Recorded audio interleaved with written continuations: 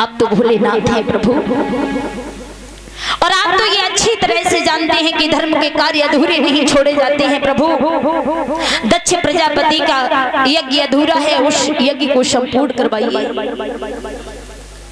इधर जैसे ही भगवान भोले बाबा ने ये शब्द सुना है, कहा है कि उस दक्ष प्रजापति को स्वयं पर इतना अभिमान है, क्यों है किसी की इज्जत करना नहीं जानता। ऐसा करो, यदि आप चाहते हो कि उसका यज्ञ संपूर्ण हो जाए तो आप जाकर के दक्ष प्रजापति के धड़ में बकरे का शीश जुड़वा दो, ताकि उसका अभिमान भी नहीं रहेगा और यज्ञ भी संपूर्ण हो जाएगा। ऐसा ही हुआ, दक्ष प्रजापति के धड़ में बकरी का शीश जुड़वा दिया गया, यज्ञ को संपूर्ण कराया गया। बोलिए शंकर भगवान की। आज भगवान भोले बाबा ने जाकर के समाधि लगा ली है।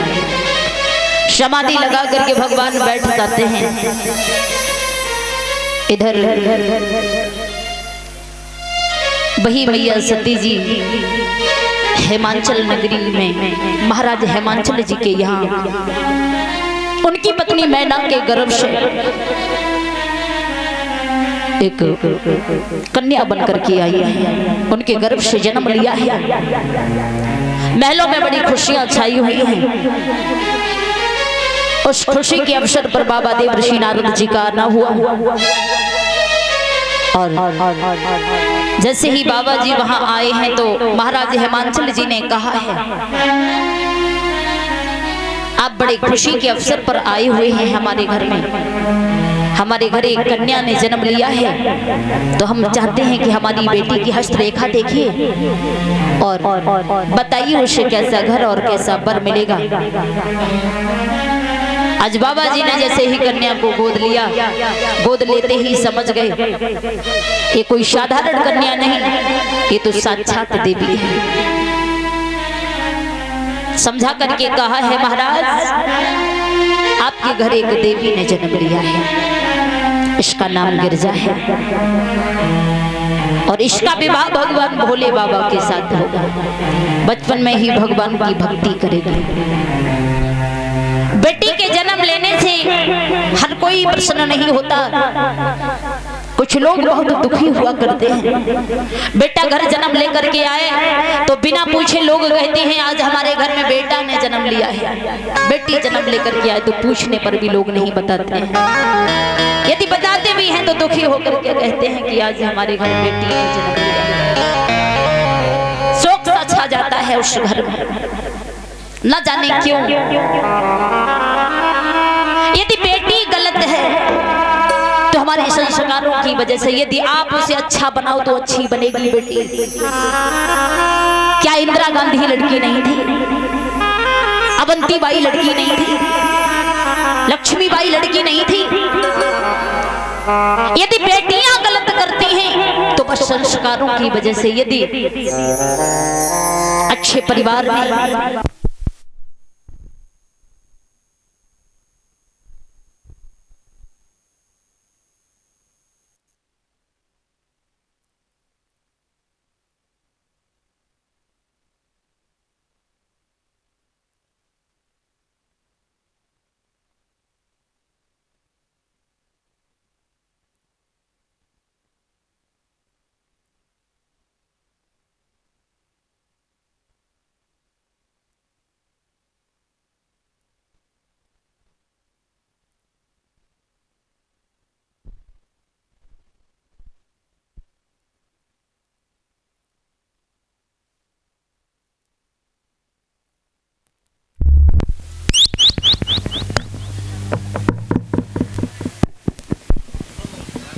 कहा जाता है कि बेटी पिता के सर की पगड़ी होती है, बेटी पिता की शान होती है। बेटी चाहे तो समाज में पिता का सर ऊंचा करा दे, बेटी चाहे तो पिता का सर झुका दे, लेकिन वही बहनाएं ऐसा किया करते हैं जिन्हें संस्कार नहीं मिलते हैं। कहा जाता है कि जिस वृक्ष से पत्ता जुड़ा हो वो पत्ता सलामत होता है, और एक छोटा सा पत्थर का टुकड़ा बड़े पहाड़ से जुड़ा होता है वो सलामत होता है। वैसे ही एक सदस्य अपने परिवार से जुड़ा होता है वो सलामत होता है। यदि आप अपने बल पर परिवार को छोड़ करके अलग हो जाओगे, परिवार को त्याग दोगे, आजादी तो मिल जाएगी पर संस्कार कभी नहीं मिलेंगे। इसलिए परिवार से जुड़ के रहो। कहा जाता है कि नारी चाहे तो पुरुष की समाज में इज्जत करा दे। अच्छा, नारी क्या नहीं कर सकती? नारी को अनाज दिया जाए तो खाना बना देती है, घर दिया जाए तो मकान बना देती है। नारी चाहे तो समाज में इज्जत करा देती है, नारी चाहे तो भरे बाजार में जूता पड़वा देती है। नारी चाहे तो, नारी में बहुत बड़ी शक्ति होती है। नारी चाहे तो बने हुए घर को बिगाड़ सकती है और बिगड़े हुए घर को सुधार सकती है नारी।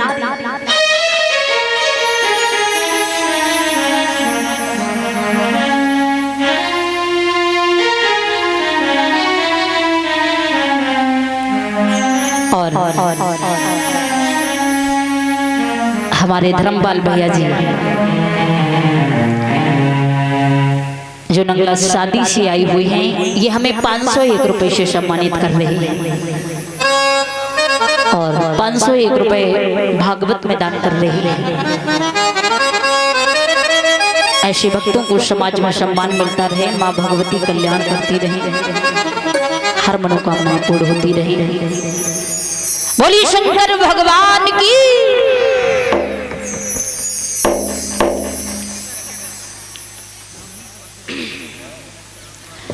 तो जो यहाँ से आगे का प्रसंग है वो कल दिन में श्रवण कराया जाएगा। और एक भजन बोलेंगे सभी भक्त, क्योंकि कल भैया जी ने कहा था जल्दी आरती करा दिया करो, क्योंकि बहनों को घर जाना है, दूर घर है, खाना बनाना है। तो एक भजन बोलेंगे, यदि आपकी इच्छा हो तो समय बढ़ा दिया जाएगा और नहीं तो हम आरती करा रहे हैं।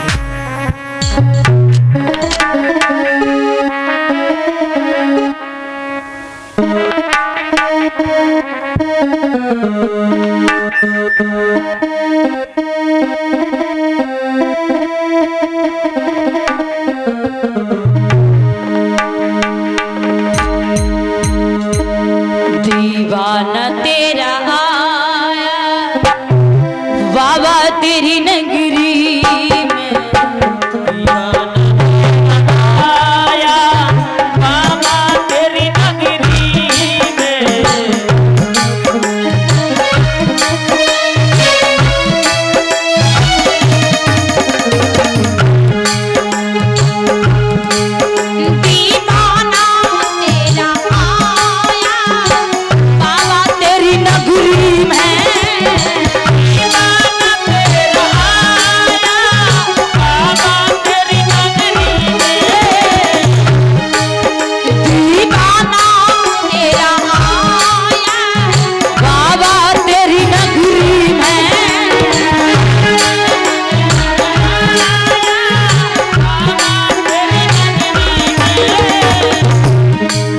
नजराना दिल का लाल बाबा, हाँ बाबा, हाँ बाबा, नजराना दिल का लाल बाबा तेरी नगरी।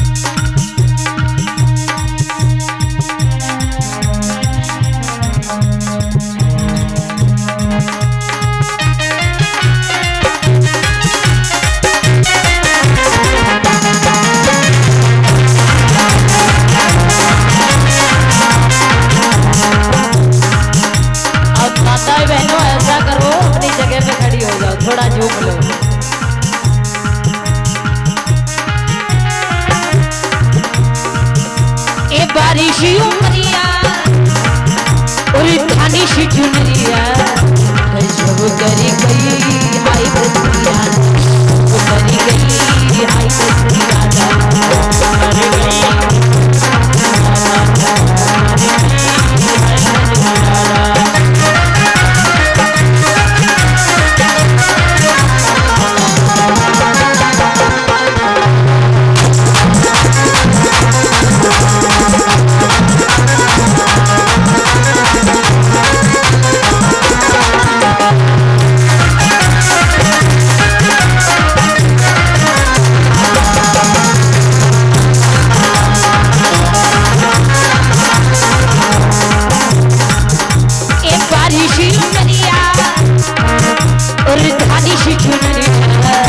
गजब करी गई हाय बसरिया गजब करी गई हाय बसरिया